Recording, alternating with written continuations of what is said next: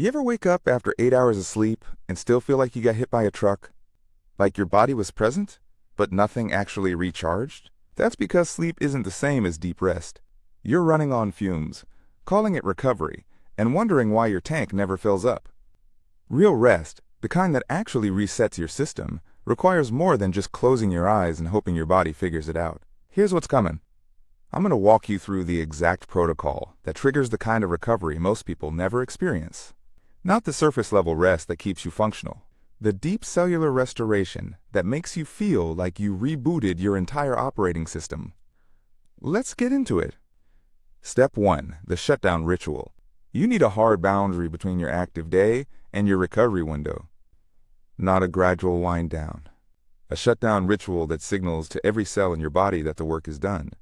Set a specific time, same time every night, and treat it like a cutoff switch. 45 minutes before sleep, everything stops. Phone goes in another room. Laptop closes. Work brain gets locked outside. Here's what you do instead. Dim every light in your space to barely visible. Your nervous system reads bright light as daytime threat scanning mode. You want cave lighting. Then spend 10 minutes doing the absolute slowest movements you can manage. Roll your shoulders like you're moving through honey. Tilt your head side to side at glacial speed. This isn't stretching. This is telling your body that nothing is chasing you anymore. The reason this works is your nervous system takes cues from your physical state. When you move like a predator might appear any second, your body stays in guard mode. When you move like you have all the time in the world, your system gets permission to drop the defenses and start actual repair work. Step 2. The breathing reset. Your breath controls your recovery system more than anything else. When you breathe shallow and fast, even lying down, your body thinks you're preparing to run. Deep recovery requires a specific breathing pattern that forces your system into repair mode. Here's the pattern. Inhale for 4 counts through your nose, hold for 7, exhale for 8 through your mouth. That exhale length is critical. It's longer than your inhale, which trips the switch on your parasympathetic nervous system. Do this for 5 minutes minimum. Your first few rounds will feel awkward. Your brain will scream that you have better things to do. Push through. By round 3, you'll feel your heart rate dropping. By round 5, you'll notice your thoughts slowing down like someone turned down the speed setting.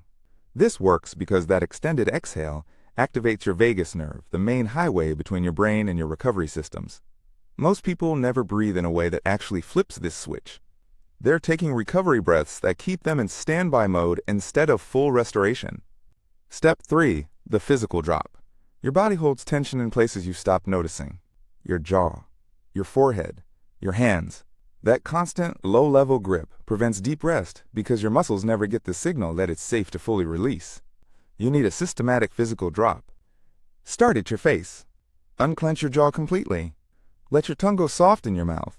Relax your forehead like someone smoothed out every wrinkle. Then move down. Drop your shoulders away from your ears. Unclench your fists. Let your belly go completely soft. No holding it in. Release your thighs, your calves, even your toes. This isn't relaxation advice. This is a specific scan where you hunt down every point of tension and consciously release it. The difference you'll feel is immediate. Most people are carrying 20 pounds of muscular tension they've learned to ignore.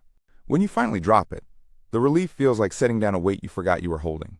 Your body interprets this full release as the all-clear signal to start deep repair processes it's been postponing. Step 4. The temperature drop. Your core body temperature needs to drop for deep recovery to happen. When you're too warm, your system stays in active mode trying to cool you down. You want your room cold, 65 degrees or lower. Sounds extreme, but this is non-negotiable for the deep rest that feels like a reset. Your body has to work to maintain warmth, and that process actually supports recovery chemistry. Take a hot shower before bed, then step into that cold room. The temperature contrast triggers a rapid core temperature drop that pulls you into deeper rest faster than anything else. Your body rushes blood away from your extremities to your core, which signals sleep and recovery systems to activate. If you can't control room temperature, use ice packs. Put one on the back of your neck for 10 minutes. One on your chest. You're manually triggering the same temperature drop. It feels uncomfortable for about 90 seconds. Then your body adapts and the recovery response kicks in. This is the physical reset button most people never press. Step 5. The sensory blackout. Your brain can't enter deep recovery while processing sensory input. Every sound, every light variation, Every sensation pulls processing power away from restoration. You need total sensory blackout. Complete darkness. Not just dim. Your room should be so dark you can't see your hand in front of your face. Any light, even the glow from a phone charger, disrupts your recovery chemistry. Sound next. Either total silence or consistent white noise that masks everything else. The key is no variation. Your brain perks up at changes, at new sounds, at anything that might signal something requiring attention. Consistent sound becomes background. Changing sounds keep you in monitoring mode. Temperature on your skin, same principle. You don't want blankets, you're constantly adjusting. You want consistent temperature contact? One blanket, perfect weight. No moving it around. Every adjustment is a micro-awakening that prevents the deep drop into restoration. Set it once and commit. Your body needs unchanging sensory input to fully disengage the monitoring systems and activate repair mode. Step 6. The mental purge. Your mind won't rest if you're carrying tomorrow's problems into your recovery window. You need a mental purge before you attempt deep rest.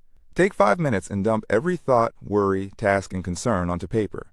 Not organized, not prioritized. Just out of your head and onto something external. This isn't journaling. This is a brain dump. Write it messy. Write it incomplete. The goal is to transfer the holding pattern from your mind to the page. Your brain keeps recycling thoughts because it's afraid you'll forget them.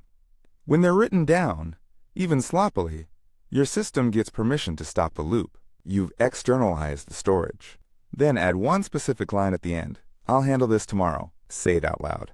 This creates a psychological boundary. You're not abandoning responsibilities. You're scheduling them for when your system is actually capable of addressing them. This simple act stops the mental churning that prevents deep recovery. Your mind can finally stop standing guard. The reset.